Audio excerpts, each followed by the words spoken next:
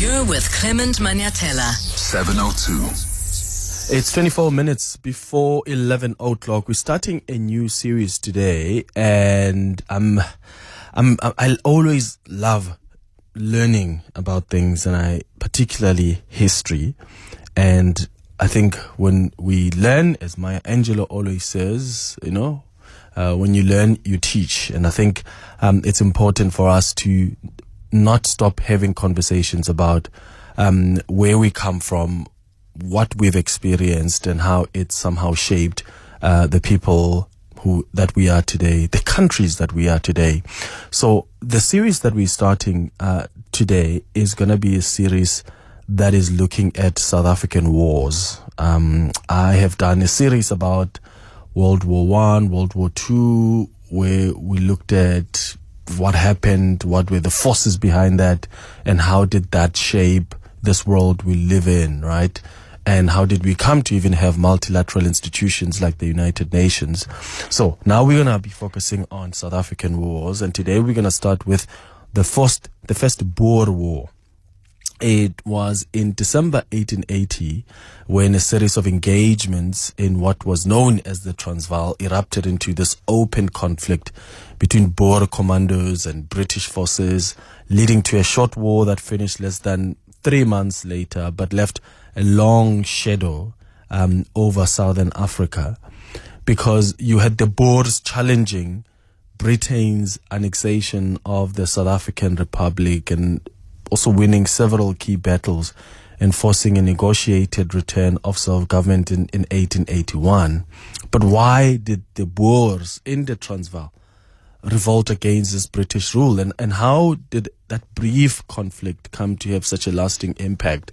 That's what we're going to be looking at here. So if you've got your own questions, maybe stuff you want to know about the first Boer War, or maybe you want to share with us maybe information you have about that period of time, you're welcome to join this conversation on 011-883-0702. You can send a WhatsApp on 072-702-1702. Zikhona Valela is a historian who's going to guide us through this conversation. Zikhona, thank you so much for making time for us. Good morning. Good morning, Clement, and thank you for having me, and good morning to everybody who's tuned in. Yeah, let's just maybe start by briefly explaining that, when we talk about the first Boer War, what was it and what was happening at the time? Okay, so it was a war that lasted, between 1880 and 1881. It started off in December of 1880, and I think the context really is colonial expansion and sort of a solidification of British influence, and so I think when we think of this particular war, we have to place it as well within this agenda that had been happening throughout the late 18th century through to the 19th century, around just colonial expansion, what was happening in the Eastern Cape with the so-called frontier wars, what was happening in what we now know to be KZN with the wars there like Isandlwana and so on. And of course then, as British influence expanded further into the country, they of course encounter the Boer republics. And this is how then the first Anglo-Boer War, which is considered sort of like a curtain raiser to the more brutal second Anglo-Boer War, what we know as the South African Wars, that would take place in the late 1800s into the new century. I'm just wondering what kind of local factors also sort of influence Britain, because my understanding is that at the time, Britain was under heavy, public pressure at home, and they were unwilling to commit further troops. But this is quite remarkable, because we're talking here about an empire that was priding itself on military superiority, and it was always, it stood as this rare example of colonial power that but here they are now conceding to the local uprising. So what were the other elements on the side that were taking place that sort of led to Britain also getting to a point where there's this negotiated treaty? Well, I mean, they lost. That's pretty much what leads to the peace agreements that take place in 1881. I mean, the British had suffered quite, financial blows in terms of its military spending, not just in South Africa. I mean, a couple of wars that were taking place, for instance, in 1879, not just here, but also in different parts of the so-called British Empire, in Ghana, in present-day Ghana, and so on. So, I mean, this idea of trying to place yourself as a military superior power is going to have a lot of costs in terms of, there's a lot of economic implications with war. And these guys were taking advantage of the political situation in the so-called South African Republic, what we would know as the Transvaal, at that particular time. And, it starts off with here around 1877, for instance. It starts off with just a simple, getting of about 3,000 signatures of burghers who were sort of seen to be willing to be annexed into the British Empire. It's a declaration is read out in Church Square in Pretoria, and the South Africa flag at the time is replaced with the British flag. So it starts off like that, and of course then there's the resistance to this annexation and a gathering in December of Boer leaders like Paul Kruger to basically galvanize some sort of support against this idea of annexation and a retention of independence. Unlike the British, these particular individuals are familiar with the terrain of that particular time and are able to take advantage of their knowledge and exploit their knowledge rather towards being able to defeat the British. Key figures on the side of the British are killed in battle, and that's one of the reasons why a peace treaty eventually happens. But as I say, it's a curtain raiser to something more brutal later, because, the British vow to sort of regain some form of morale. Yeah. And what did that win for the Boers do for them? I mean, the victory at Majuba, it's because it's almost like it became a symbol of resilience and some divine favor, like a moment that sort of strengthened Afrikaner nationalism, if you will, and the belief that they were actually destined to govern themselves. What do you think was the influence on them? I mean, it's an ongoing, at the time, perception they had that is based to the Great Trek of 1835 and the sense of entitlement to this land that we will come to know to be South Africa. And so it's a continuation of that. It's almost like an affirmation of that sort of thinking. So I think for me, what I make of this war in general is just simply a war of invaders, if you will, because, at the expense of the dispossession of black people. So it's pretty much that, and it carries over into the making of South Africa in 1910, carries over into the making of the Republic of South Africa, 1948 through to 1990. And I was about to ask there, because these are, settlers who were fighting on this land. How were black people affected then at the time as this war is going on? So I What's think our role? So this particular war, I think because of how brief it is, there isn't much that can be said about the role of Africans at that particular time. At the time, the Boer Republic of Transvaal had managed to form some kind of a peace agreement, so to speak, with Zikhona, and Zikhona had paid a fine, was paying taxes to the Republic. So that's pretty much what we kind of understand about, the black person's role in this particular war. We've come to get more detail of the role of black people in the follow-up war, in terms of their role as wagon drivers, as road workers, even the suffering that they experienced in concentration camps. So a very brief war, and therefore there's not really much that can be said about the Pedi communities, the Zulu communities that were sort of caught in the middle at the time. But of course, dispossession is the main story of the day, is the main order of the day. Like I say, this was a battle of invaders, pretty much.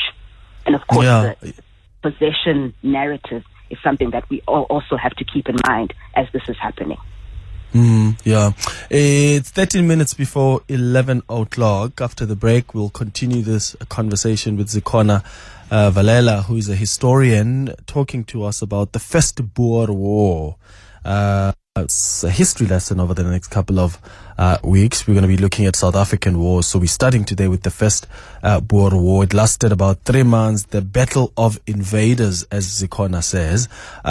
If you've got information you want to share with us, if you have questions you have for Zikhona about the first Boer War, maybe what happened before, during, or after, let us know on 011-883-0702. WhatsApp's on 072-702-1702. Clement Manyathela Show. Let's walk the talk.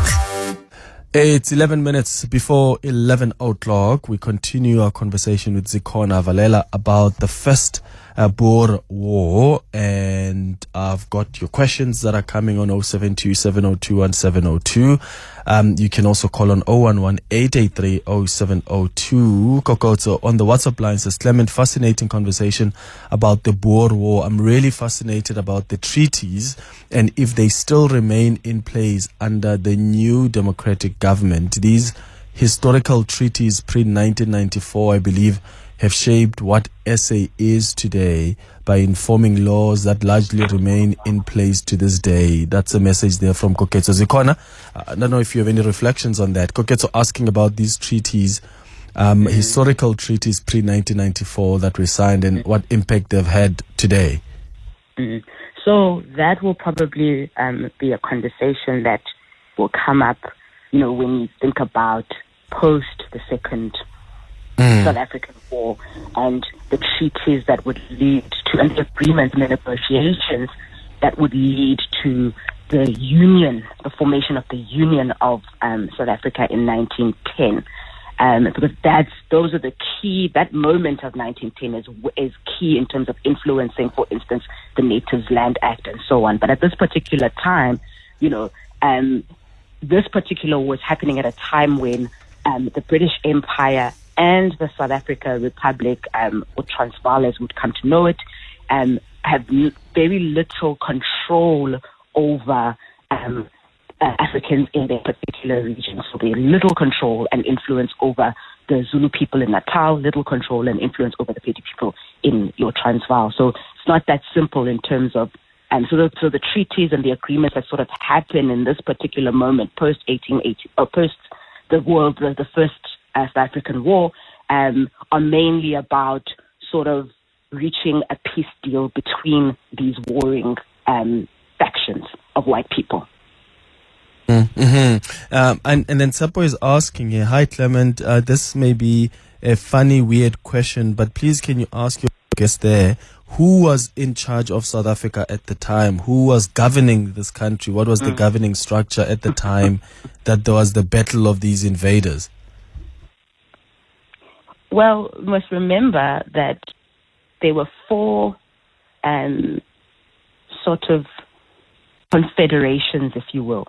You have the Cape, you have Natal, you have the Orange Free State, you have Transvaal, or the South Africa Republic.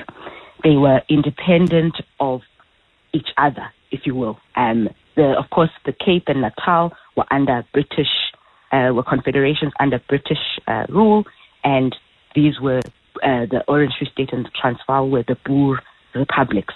So there wasn't a presiding sort of government in the ways that we understand South Africa today. That would only happen in 1910 when all four of these colonies come together based on the peace deals and negotiations post the Second South African War. And then I've got another question here. Where is it? Here on Twitter.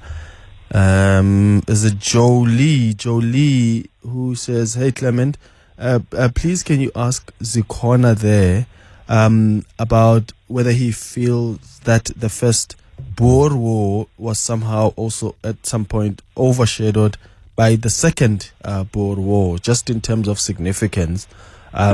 What was more significant?" It definitely was overshadowed. I mean, it was a very brief war, and it was, as I said earlier when we began our conversation, it's considered sort of a curtain raiser, because after the British suffers its loss, it holds on to that sense of humiliation and vows to avenge itself and sort of boost its morale again, and hence the intense brutality that we see in 1899 when the Second South Africa War breaks out and continues into the new century.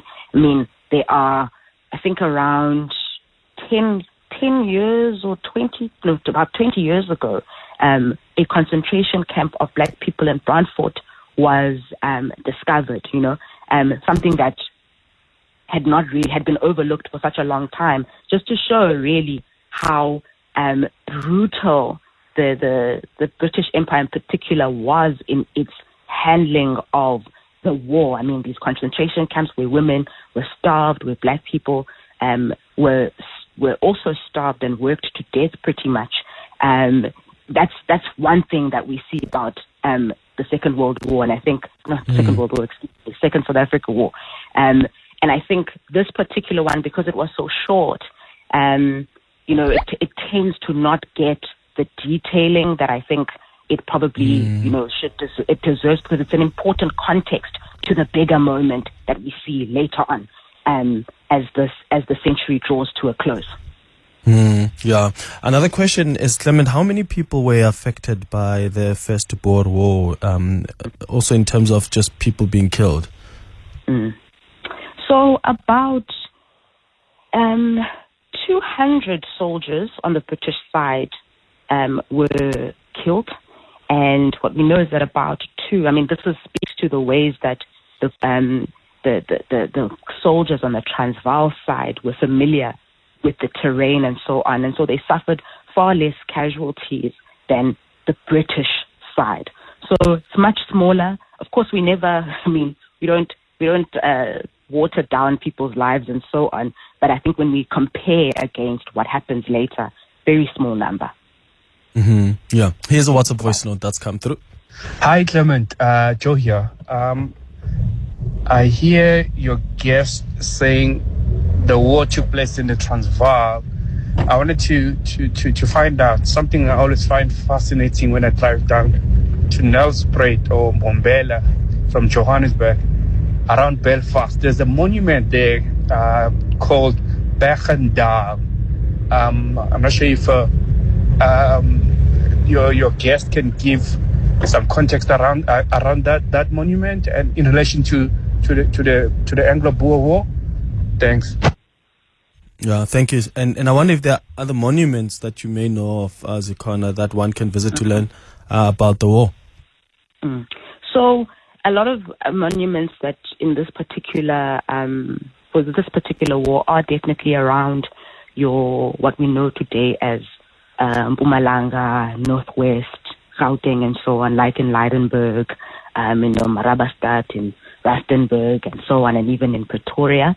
And they're mainly, I know that, for instance, because some of these monuments are connected to forts that were built in defense of, one side versus the other. Some of them are mass graves. For instance, in Ladysmith is a mass grave of British soldiers that were killed.